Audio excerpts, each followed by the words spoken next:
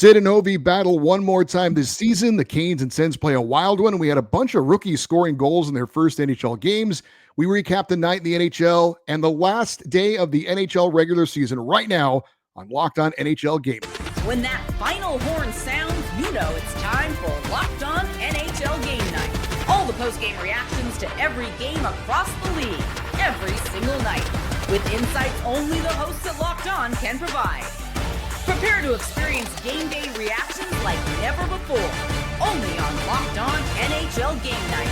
Your team every day. Hey, hockey fans, welcome to Locked On NHL Game Night, part of the Locked On Podcast Network, your teams every day. Thanks for making Locked On NHL Game Night your place to get a recap of the night in the NHL. We are available 7 days a week, wherever you get your podcasts and on YouTube. Today's episode is brought to you by Gametime. Download the Gametime app, create an account, and use the code LOCKEDONNHL for $20 off your first purchase. I'm Eddie Garcia, an LA Kings fan on the West Coast. He is Shukri Wrights, a Boston Bruins fan on the East Coast. And together we are bringing you all the goals, saves, big moments, and stories from the night in the NHL. Shu, we had 7 games on Thursday, the final day of the NHL regular season. It's really difficult to believe that the 2024-2025 NHL regular season is done. But what's also even more exciting is that the Stanley Cup playoffs officially begin in just a little more than 36 hours. Obviously cannot wait for it, but we still have some things to wrap up with the regular season. And we'll start with a classic matchup between the Capitals and the Penguins in Pittsburgh, and always fun regardless of the circumstances when you've got Alexander Ovechkin and Sidney Crosby on the ice at the same time. And they did play in this game.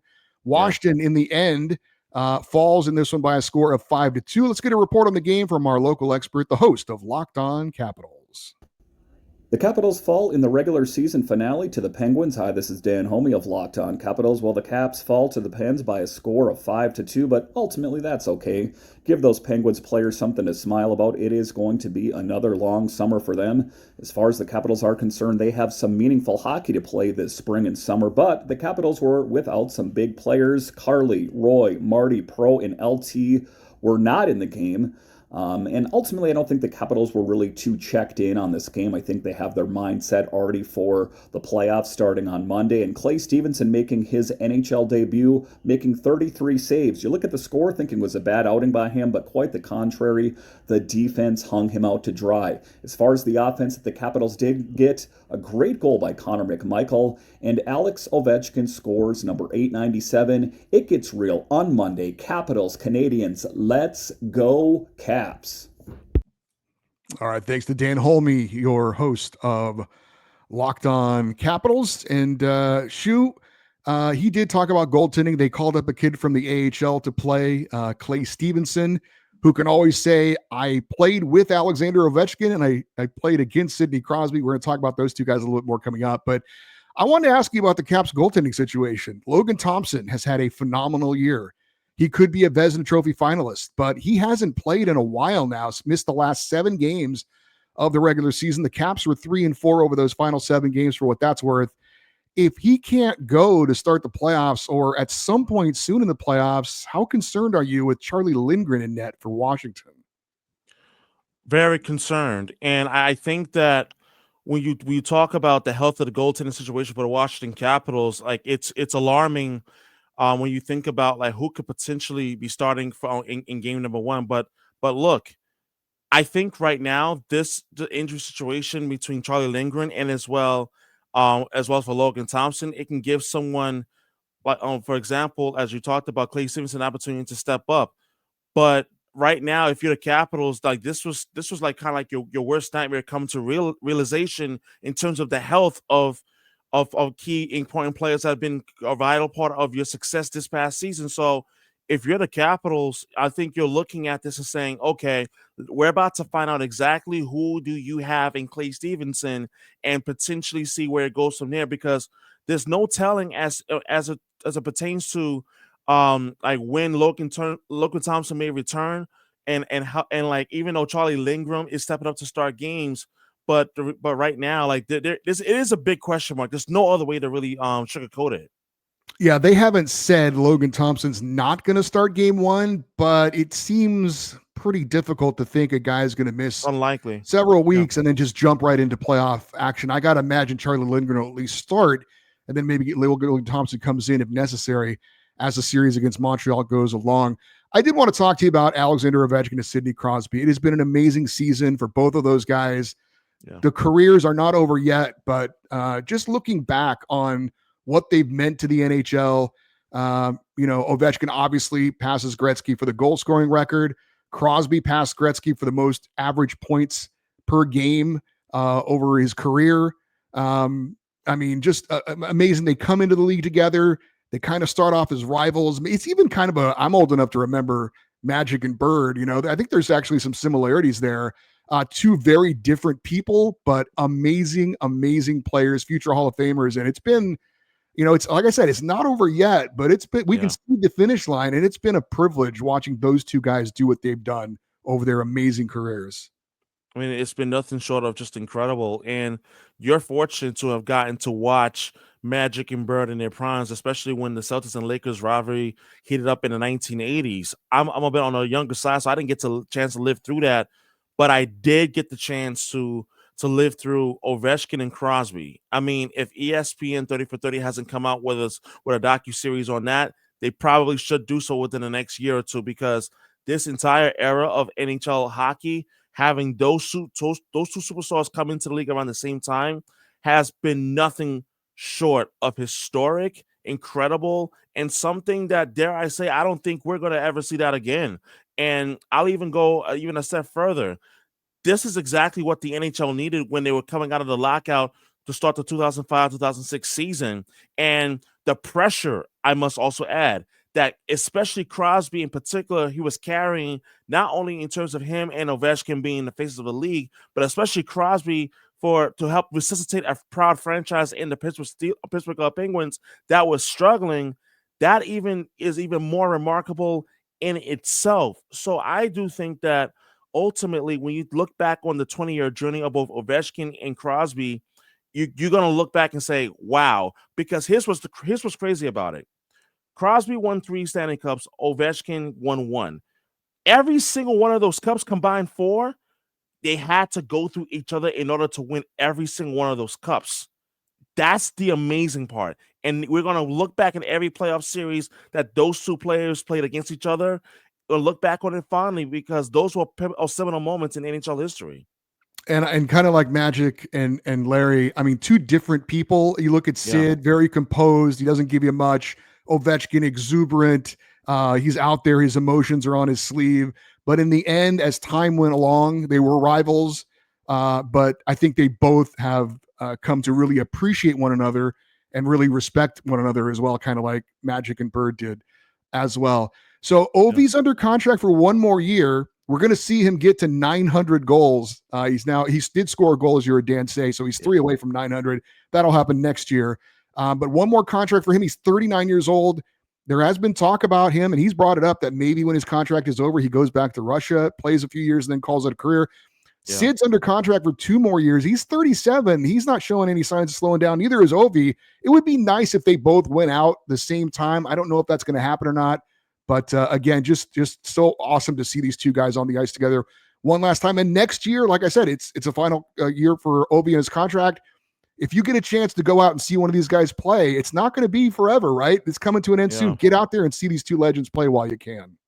And you have to, and because you talk about in times of sports, when you get the chance to witness icons of a sport that transcends that particular sport, you got to take advantage of those opportunities. And you talked about Ovechkin, having that 1 more year left on his current contract. Who knows what happens after this one, as well as Crosby having 2 more years on his current deal. I think that if you are an NHL fan, take advantage and savor every moment that you still have in having the opportunity to see Ovechkin and Crosby play, and especially if and when they play against each other in the regular season, because it's special. Because as I said earlier, I don't have a problem saying that I don't think we'll ever see anything like this again, in terms of what those two have done for the NHL, the time period where they both came in, and as well as the impact that they have had on the sport. All right, we got plenty more. 12 other teams wrapping up their regular seasons, including our only matchup on the night of 2 playoff teams going head-to-head. It was a wild one. We'll update you on that next here on Locked On NHL Game Night. Did you know your Fire TV is also an Xbox? Turn on any TV and you can turn it into a gaming and entertainment hub with Fire TV Stick 4K devices. No console required. Just grab your paired controller, subscribe or sign into Xbox Game Pass Ultimate with EA Play included, and you're ready to go. Dive into hundreds of premium titles from EA Sports College Football 25 to Call of Duty Black Ops 6 and Avowed, as easy as you stream your favorite shows. It's gaming made simple, and it's all on your Fire TV. With 4K streaming, watch more than 1.5 million movies and TV episodes from your favorite subscribed services like Netflix, Prime Video, Disney Plus Max, and more. I'm old enough to remember when video games first started. I still love playing video games. I love EA, NHL, college football. I'm absolutely terrible at Call of Duty. Head to Amazon.com/Fire TV Locked On to get started. Amazon.com/Fire TV Locked On. Xbox Game Pass Ultimate subscription and compatible controller required. Available on select devices, including Fire TV Stick 4K 2nd Gen, Fire TV Stick 4K Max 1st and 2nd Gen, and Fire TV Cube 3rd Gen.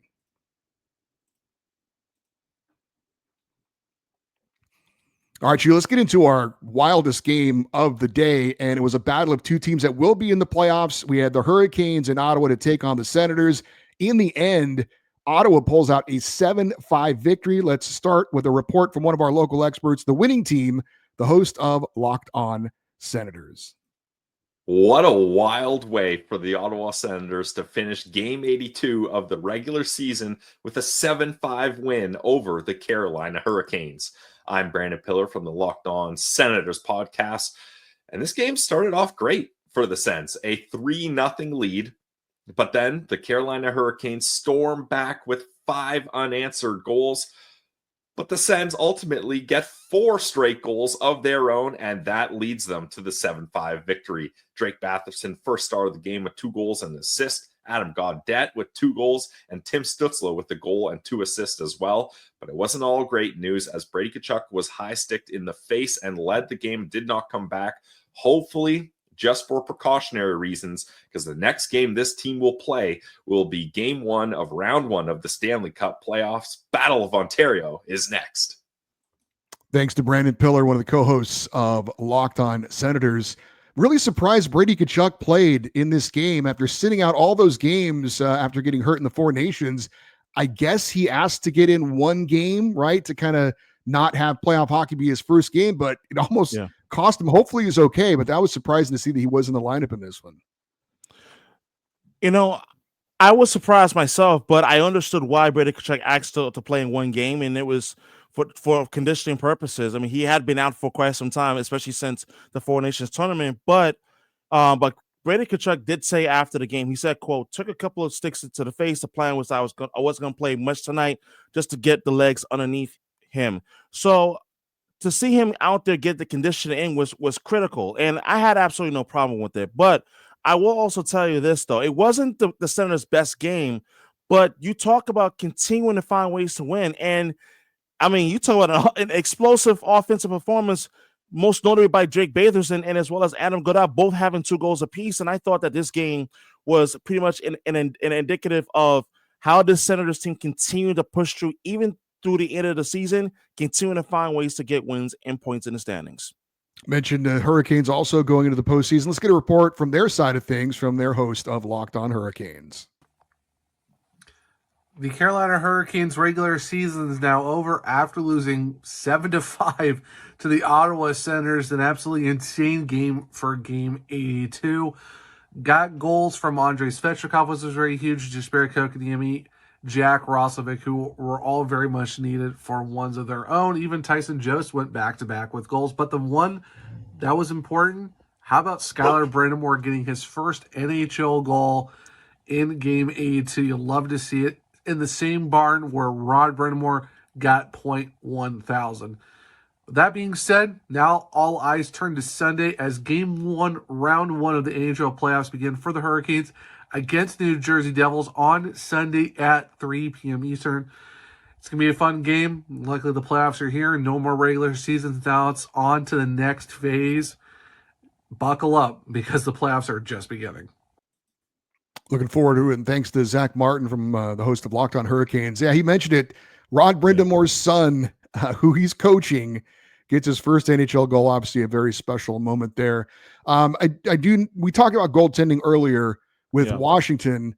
And obviously it's amplified and under a huge spotlight in the playoffs. I wanted to ask you about Carolina's Hurricane goaltending as well. You got Frederik Andersen, you got Pyotr Kochetkov. Andersen allowed 7 goals on 32 shots in this one. Not exactly the way you want to go into the playoffs, but how you feeling about that combo of goaltenders for Carolina going deep into the playoffs? I like it, especially with Frederik Andersen. Like, I trust him tremendously to be able to get the job done. What can't happen is how the team played in front of him tonight carry into the playoffs against the New Jersey Devils. That absolutely cannot happen. But as far as Andersen is concerned, I thought that even though tonight he was completely shaking, completely off his game, make no mistake about it. But I think overall this season where I really have enjoyed seeing Andersen is his steadiness in net. And that's something that the Hurricanes are going to absolutely need more of, especially once we get the playoffs started officially as of, I believe it was a Sunday, if I'm not mistaken, for game 1. Am I correct? The games, the first series opener for Carolina and New Jersey is Sunday, New Jersey, right? I think it is on Sunday. Yeah. Let's move over to the Lightning playing at the Rangers.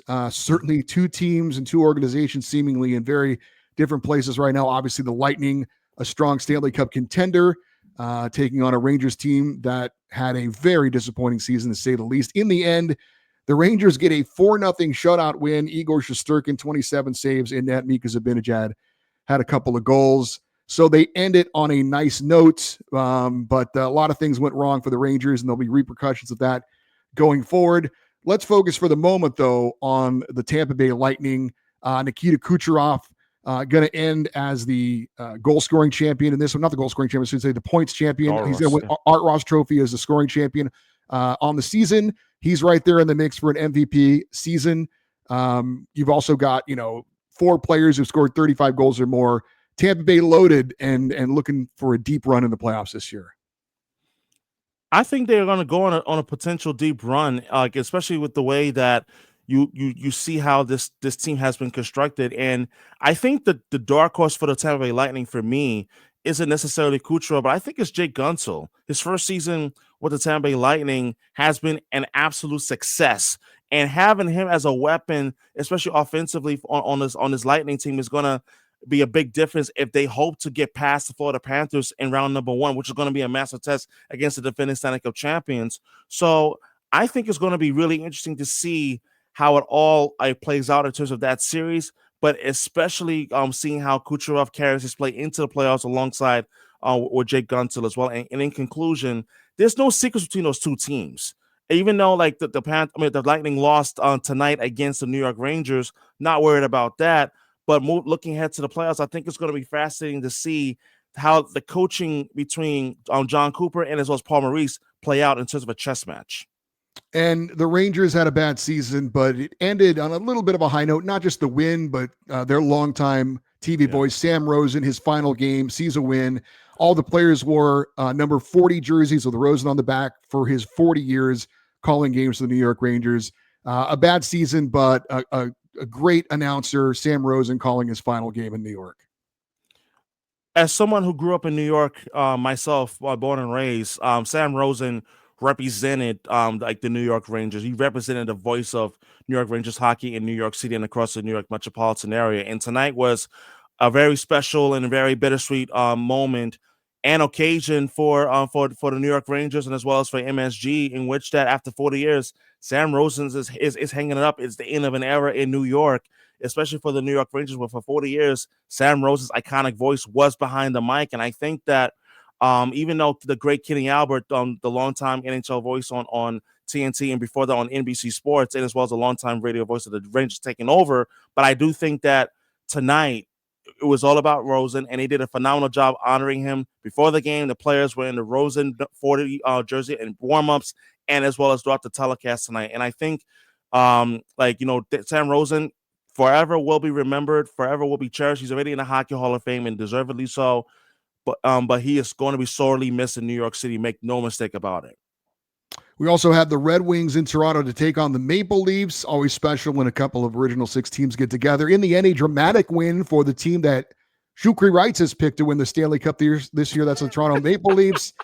Chris Tanev scored with 2 seconds in regulation, and then Scott Lawton wins it in overtime, 4-3, Toronto with the victory. So I know you're very excited to see the Leafs go into the postseason on a high note like that. There's still time, though, for you to change your mind. I'm not changing my mind. I'm just saying that, listen, I think the Maple Leafs do have a chance to go on a deeper run, but this game was an interesting game considering that they were down 3-1 and they did not look sharp early on, but they were able to ultimately find their game and get going late in the third period as well as overtime. But I'm sticking with the Maple Leafs. I really am going to stick with it. And if I'm right, I'm right. If I'm wrong, hey, throw rotten tomatoes at me. But hey, I'm willing to go stick my neck out for the Maple Leafs for them to win the cup this year. All right. Well, you're not going too chalky, I would say, with that pick. Nah. But for Detroit, disappointing end of the season, 9th straight season not making the playoffs in Hockey Town. We had several players scoring goals in their first NHL games in LA. We'll update you on that next here on Locked On NHL Game Night. There's nothing like the energy of a live game, whether it's catching a last-minute NHL showdown or soaking in the excitement of an NBA matchup. But finding great seats at a great price, that used to be a challenge until I found Gametime. Gametime makes scoring last-minute tickets easier than ever. Prices actually drop as the event gets closer. And with their all-in price, you can see the total cost up front. No surprises at checkout. Save up to 60% off buying last minute for sports, concert, comedy, and theater events. And with seat view before you buy, no surprise fees, and the lowest price guarantee, you can book with total confidence. Their lowest price guarantee means I never worry about overpaying. Take the guesswork out of buying tickets with Gametime. Download the Gametime app, create an account, and use the code LOCKEDONNHL for $20 off your first purchase. Terms apply. Again, that's code LOCKEDONNHL, LOCKEDONNHL, for $20 off. Download Gametime today. Last minute tickets, lowest price, guaranteed. All right, Shu, let's check in on the Flames playing at my LA Kings. Flames certainly came up just a little bit short of making the playoffs. My Kings are in. This was a makeup game of a game that was postponed because of the wildfires in LA. Yeah. The Flames, ironically enough, named, get the 5-1 win. Let's check in with the host of Locked On Kings. Oh, wait, that's me. Really not much to talk about in this game. This game was meaningless for both teams. Certainly interesting to note, though, there were 3 players playing in their first ever NHL games, and 3 of them, they scored. They all scored a goal. 2 of them for Calgary, Sam Morton and defenseman Zane Parekh, former first-round pick who looked really good, and also Taylor Ward for the LA Kings. So I don't know if that's ever happened in NHL history before, where 3 players in their first NHL game all scored their first NHL goal. But the big story from an LA perspective certainly is that Quinton Byfield was back on the ice in this game. Got injured in that game in Edmonton when he got cross-checked in the back of the head by Darnell Nurse. Missed the next game. So he's a key player for the LA Kings. He'll probably get the defensive matchup against Connor McDavid in that playoff series. And also he's an emerging offensive force as well. So good for the LA Kings to have him back on the ice and ready to go for game 1 of the playoffs. It's huge. And when you talk about like one of the most important King players to come back, and as well as to be an important factor for this Kings team that is going to look towards advancing past the Edmonton Oilers in round number 1, it's Quinton Byfield. There's no question about that. And him returning tonight spells great news for the Kings and as well as for King fans who were concerned about his health status going into the playoffs. And to see him on the ice tonight, I thought was critical in terms of making sure that Byfield was ready to go for the playoffs, but as well as making sure that in terms of his conditioning, that it would still be up to speed, which he obviously was. But in terms of what I thought was interesting in terms of the Kings' perspective, and I'd like to get your thoughts on this, Eddie, is that I thought it was interesting to seeing how the first 2 periods it was close. It was a 1-goal game after 2 periods, but that third period, even though obviously Flames, they opened the floodgates, but I thought it was interesting to see how the Kings they were able to maintain maintain composure and as well as to be able to stay to their game. Yeah, things got a little bit out of hand there in the third period. And I think once that happened and they kind of knew that that was going to be the game, I think it was all like, okay, let's just get this over with and let's just focus up for the playoffs. And hard to get motivated for that kind of a game. Sure. And, the Flames had a lot of young guys in the lineup who had a lot of energy looking to, make their name for themselves. So I think once it got a little bit out of hand there in the third period, the Kings were ready to turn the page and get ready for the playoffs. Unfortunately, I know you and I were hoping that this game would have an impact on whether, the playoff races or not. Blue Jackets were hosting the Islanders. Columbus was right there. Unfortunately for them, Montreal wins on Wednesday, and that eliminated Columbus, but they were able to close the victory. Let's get a report on this game from our local expert, the host of Locked On Blue Jackets. Well, the Blue Jackets are finishing their season in style, at least. Locked On Blue Jackets, Jay Foster here, and the Blue Jackets finished their season with a 6-1 win over the New York Islanders. They made it look pretty darn easy, honestly, but the story this season has been the whole season, right? The Blue Jackets fought the whole season, all the way. Adam Fantilli, 31 goals. Kromachenko, 75-plus points. Zach Werenski ties a second place for all-time points by a Blue Jacket in a single season with 82 points in 81 games. The future is real bright for these guys. Shame they fell just short this season, but they'll be back. And I think they finished the season the way that they started it, scoring 1 billion goals and having a lot of fun. And that's not nothing. We'll talk about that on tomorrow's Locked On Blue Jackets. And thanks to Jay Forster for the update there from Locked On Blue Jackets. Obviously, the tragedy to start the season with Johnny Gaudreau. A lot of people wrote off the Blue Jackets. They had that big win in the outdoor game. They fell just a little bit short, but I think Jay's right. I think the future is bright in Columbus. Not only is the future bright in Columbus, I think that this is a season that was absolutely special in terms of the team uniting under some really, really incredibly difficult and trying circumstances, and as well as uniting under resilience, strength, and just being there for each other, even though they just fell just short of making the playoffs. But I think overall this season, and I felt that was a common theme from a lot of the players, if not all the players tonight, in which that they talked about, coming together, playing for each other, especially most notably the coach, Dean Everson. And I think not only that the brightest future in Columbus, but you really have to be excited about what you saw from this core group of guys that's going to be there for a long time, like Zach Werenski. He talked about how he had a career year. Adam Fantilli, he's only going to get even better. And as well as Dante Fabro as well, another one who was making his mark in Columbus. So I think Columbus Blue Jacket fans, you have a lot to be proud of after, especially considering the circumstances, and you have a very bright future ahead. And our final game, a battle of two teams that have been making plans for next season for a while. The Sabres hosting the Flyers. In the end, it was Philadelphia losing to Buffalo by a score of 5-4. Let's get a report on this game from our local expert from Locked On Flyers. Well, the Flyers ended their season in the most Flyers way possible with a 5-4 regulation loss to the Buffalo Sabres. Hi, I'm Rachel Donner from the Locked On Flyers podcast. And with that loss, the Flyers secured the 4th best odds in the NHL draft lottery, which was the goal that we all had heading into this game. This game had everything from a quest to get Matvei Michkov a hat trick, which didn't work, but he did earn the NHL rookie goals crown with 26 on the season. Tyson Forster's 25th goal of the season, a goal review, a goaltender interference challenge, the game hinging on the continued failure of the Flyers power play, and so much more.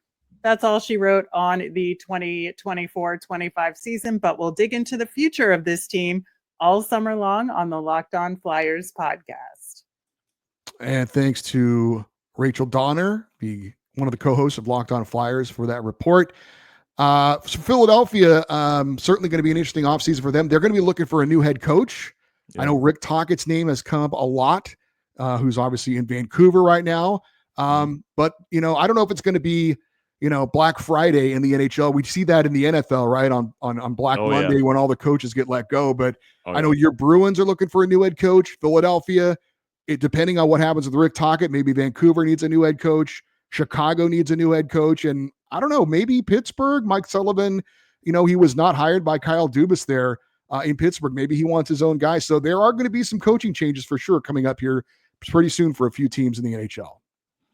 Especially for the Flyers, because I want to talk about the Flyers for a moment, because like there are some names that are being floated out there. You talked about Mike Sullivan, who's currently with Pittsburgh right now.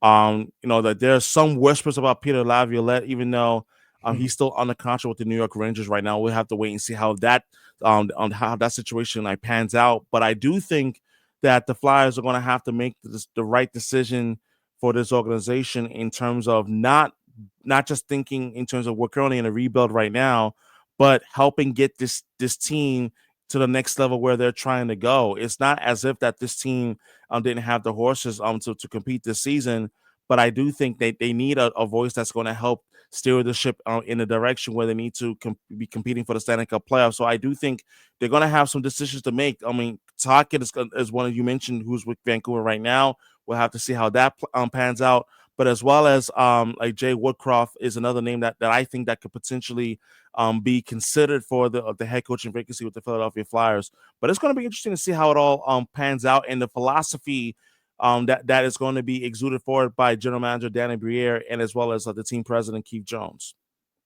All right, Shu. Well, the regular season is now over. We've got playoff hockey coming up starting on Saturday. On our Friday show, you and I are going to get to talk a lot about the upcoming Stanley Cup playoff matchups and talk about what we think about these series.